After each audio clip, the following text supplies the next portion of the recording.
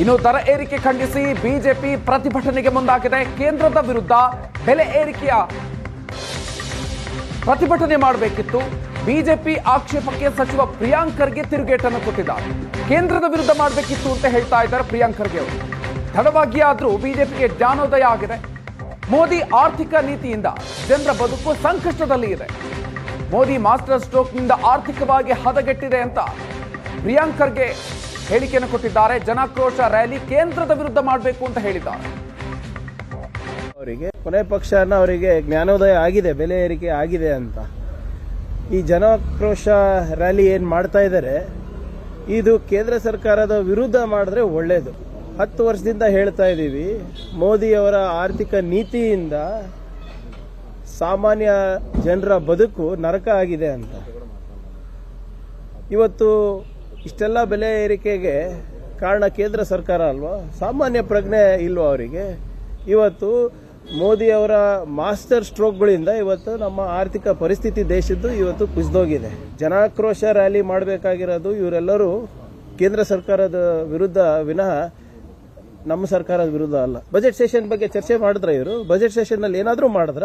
ಯತ್ನಾಳ್ ಅವ್ರದ್ದು ಮತ್ತೆ ವಿಜೇಂದ್ರ ಅವ್ರದ್ದು ಸಮರ ನಡೀತಾ ಇದೆ ಅಲ್ಲ, ಅದನ್ನ ಮುಚ್ಚಾಕ್ಲಿಕ್ಕೆ ಇವತ್ತು ಸುಮ್ಮನೆ ಜನ ಆಕ್ರೋಶ ರ್ಯಾಲಿಗಳನ್ನ ಮಾಡ್ತಾ ಇರೋದಷ್ಟೇ. ಅದು ಬಿಟ್ರೆ ಬೇರೆದೇನೂ ಇಲ್ಲ ಇವರಿಗೆ. ಯಾವುದೇ ರೀತಿಯಾದಂತ ಇವರಲ್ಲಿ ಸಬ್ಸ್ಟೆನ್ಸ್ ಇಲ್ಲ. ಬಿಜೆಪಿ ಏನೇ ಪ್ರಯತ್ನ ಮಾಡಿದ್ರು ಒಗ್ಗಟ್ಟಿಲ್ಲ ಇವರೇ. ಇನ್ನು ದರ ಏರಿಕೆ ಖಂಡಿಸಿ ಬಿಜೆಪಿ ಪ್ರತಿಭಟನೆಗೆ ಮುಂದಾಗಿದೆ. ಕೇಂದ್ರದ ವಿರುದ್ಧ ಬೆಲೆ ಏರಿಕೆಯ ಪ್ರತಿಭಟನೆ ಮಾಡಬೇಕಿತ್ತು. ಬಿಜೆಪಿ ಆಕ್ಷೇಪಕ್ಕೆ ಸಚಿವ ಪ್ರಿಯಾಂಕ್ ಖರ್ಗೆ ತಿರುಗೇಟನ್ನು ಕೊಟ್ಟಿದ್ದಾರೆ. ಕೇಂದ್ರದ ವಿರುದ್ಧ ಮಾಡಬೇಕಿತ್ತು ಅಂತ ಹೇಳ್ತಾ ಇದ್ದಾರೆ ಪ್ರಿಯಾಂಕ್ ಖರ್ಗೆ ಅವರು. ತಡವಾಗಿ ಆದರೂ ಬಿಜೆಪಿಗೆ ಜ್ಞಾನೋದಯ ಆಗಿದೆ. ಮೋದಿ ಆರ್ಥಿಕ ನೀತಿಯಿಂದ ಜನರ ಬದುಕು ಸಂಕಷ್ಟದಲ್ಲಿ ಇದೆ. ಮೋದಿ ಮಾಸ್ಟರ್ ಸ್ಟ್ರೋಕ್ನಿಂದ ಆರ್ಥಿಕವಾಗಿ ಹದಗೆಟ್ಟಿದೆ ಅಂತ ಪ್ರಿಯಾಂಕ್ ಖರ್ಗೆ ಹೇಳಿಕೆಯನ್ನು ಕೊಟ್ಟಿದ್ದಾರೆ. ಜನಾಕ್ರೋಶ ರ್ಯಾಲಿ ಕೇಂದ್ರದ ವಿರುದ್ಧ ಮಾಡಬೇಕು ಅಂತ ಹೇಳಿದ್ದಾರೆ. ಅವರಿಗೆ ಕೊನೆ ಪಕ್ಷನ ಅವರಿಗೆ ಜ್ಞಾನೋದಯ ಆಗಿದೆ, ಬೆಲೆ ಏರಿಕೆ ಆಗಿದೆ ಅಂತ.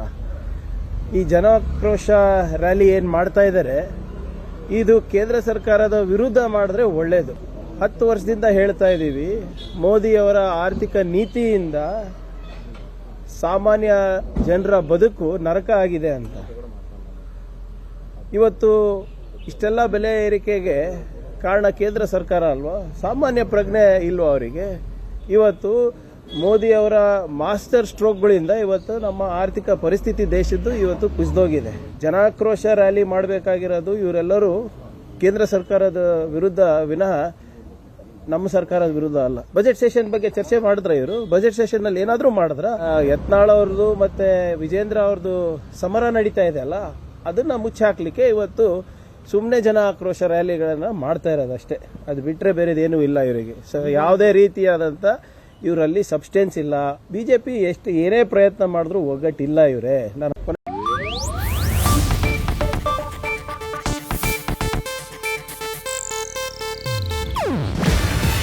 ಇದು ಏಷ್ಯಾನೆಟ್ ನ್ಯೂಸ್ ನೆಟ್ವರ್ಕ್ ಪ್ರಸ್ತುತಿ. ನೀವು ನೋಡ್ತಿದ್ದೀರಾ ಏಷ್ಯಾನೆಟ್ ಸುವರ್ಣ ನ್ಯೂಸ್.